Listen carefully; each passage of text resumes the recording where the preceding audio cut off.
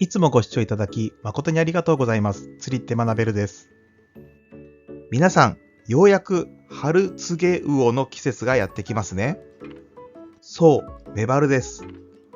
とはいえ、まだまだ冬メバルが多いことも事実なので、いきなりハイシーズンのような釣り方をしてしまうと、全く釣れなかったなんてことになりかねません。そこで、この動画では、冬メバルと春メバルの違いと、その釣り方について解説していきます。この動画を見ることで、今の時期にメバルを釣るためには、どこに注意すればいいのかが分かってきますので、最後までご覧ください。ということで、まずは本日の結論です。初春はプラグも使う。これから春メバリングを解説するにあたり、冬メバリングをおさらいしながら一緒に勉強していきましょう。それでは本日の目次です。冬メバリングのおさらい。初春メバルの特徴。初春メバルの狙い方。動画の最後には特典パートとして魚屋さんでよくメバルとして売られている薄メバルについて解説していますので最後までご覧ください。冬メバリングのおさらい。それでは春メバリングの前に冬メバリングからおさらいしていきましょう。メバルは12月から1月くらいになると産卵のため抱卵個体が深場に集まります。逆に表層には産卵に関係がない比較的小型のメバルがプランクトンなどを求めて集まるということでしたね。そして2月の冬メバリング終盤はどこを狙うといいと解説したか覚えていますか？それは温排水など少しでも水温の高い場所です。そうすることでより良い釣果に巡り合うことができます。こちらは冬メバリングで詳しく解説していますので、ぜひご覧になって復習してみてください。初春メバルの特徴。それではこれが初春になるとどうなるのでしょうか？まず2月中旬になると産卵を終える個体が出てきます。ブラックバス業界ではアフタースポーンと言われる個体ですね。そして産卵で失った体力を回復させるために積極的に餌を食べるようになってくる時期でもあります。皆さんも一仕事終えた後はがっつり食べたくなりますよね。春先というのはそれに合わせるかのようにバチやハク、チアユなどの餌も豊富になってくる時期です。シーバスですっかり有名になったこれらの餌ですが、もちろんメバルにとっても重要な指標の一つとなります。つまり春パターンのシーバスの釣果情報が聞こえるようになってくると、必然的に初春のメバルシーズンも始まるということですね。これらの産卵を終えた個体はお腹がぺったんこにへこんでいますが、その分抱卵時期と違った素早い引きを見せてくれるようになります。初春メバルの狙い方。では初春のメバルはどのようにして狙えばいいのでしょうか？先ほどバチやハクなどの餌が豊富になってくると説明しました。つまりワームだけでなくプラグなどにも反応しやすくなる時期が始まるということです。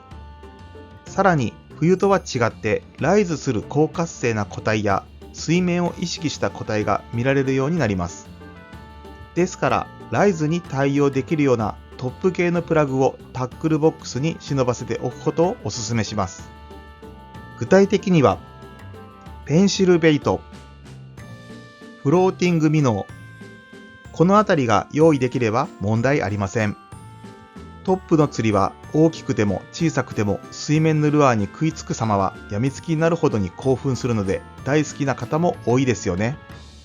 もちろん初春はまだまだ冬のメバルも混じっていますから、ボトムを狙うというのも手ですが、そのためにメタルジグやバイブレーションを用意する必要はないと思います。なぜなら重めのジグヘッドとワームで対応できるからです。すべてのタックルを揃えられることが理想ですが、まず用意するということであれば、汎用性が一番高いワーム類と爆発力のあるトップ系のルアーを用意するのがいいでしょう。ここで少しだけ基本的なプラグの操作方法を解説します。もちろんこれから説明する方法だけではありませんから、ご自身でもいろいろと試してみてください。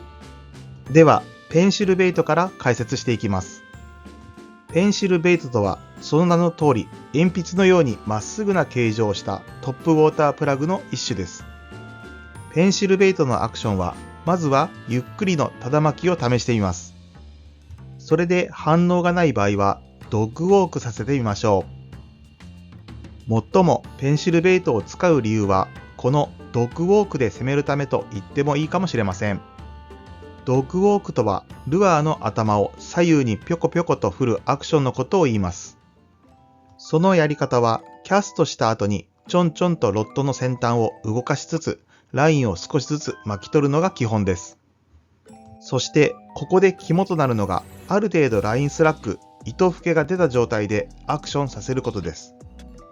そうすることで頭の振り幅が大きく、さらにあまり寄ってこないので長く攻めることができます。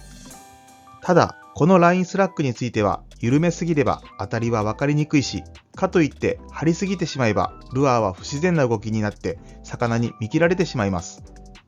これはいきなりだと難しい技術ですが、釣果に直結するのでぜひ練習してみてください。次はフローティングミノーについて解説します。フローティングミノーについても基本はただ巻きで大丈夫です。それで反応がない場合はたまにトゥイッチさせてみましょう。トゥイッチとはリールを巻きながら小刻みに竿をしゃくり続けてルアー自身に不規則な運動をさせるというものです。こちらもドッグウォークのようにラインスラックを出した状態でアクションさせることでより不規則な動きをさせることができます。また、リップがついたフローティングミノーは早く巻くことで水中に潜らせて使うこともできるので、自分の持っているルアーで当たりパターンがないかいろいろと試してみることも面白いです。そしてこの2つのルアーのいいところは、なんか釣れた感よりも狙って釣った感が強いところにあります。どちらも練習が必要な釣り方ではありますが、その分釣れた時の興奮は間違いありませんので、挑戦してみてはいかがでしょうか。本日のまとめです。ここまで春メバリングのうちアフタースポーンと言われる産卵後のメバルについて解説してきました。初春の海はまだまだ海水温も低く、冬のメバルも混ざった難しい状況と言えると思います。産卵を終えた個体も見え始め、さらにバチやハクといった春から見られる餌が動き始める時期です。そのため網パターンのみならずプラグを使った攻略も視野に入れることで元気な個体に出会える可能性がより高まるのではないでしょうか。それでは特典パートです。今回はスーパーなどで一緒くたにメバルとして販売されていることの多い薄メバルについて解説します。この魚は容姿はメバルとそっくりですが、赤褐色の体の背側にはっきりとした褐色の模様が入ります。スーパーの鮮魚コーナーなどで妙に赤いメバルを見たことはありませんか？これが厳密には多くが薄メバルという魚で、メバルよりも深い海域に生息しているため、沖メバルなどと呼ばれたりもします。青森県中泊町では津軽海峡メバルのブランドで販売しており、一度は食べてみたい魚の一つですね。今回の授業は以上となります。最後までご視聴ありがとうございました。高評価やチャンネル登録をしていただけるととても嬉しいです。また次回の動画でお会いしましょう。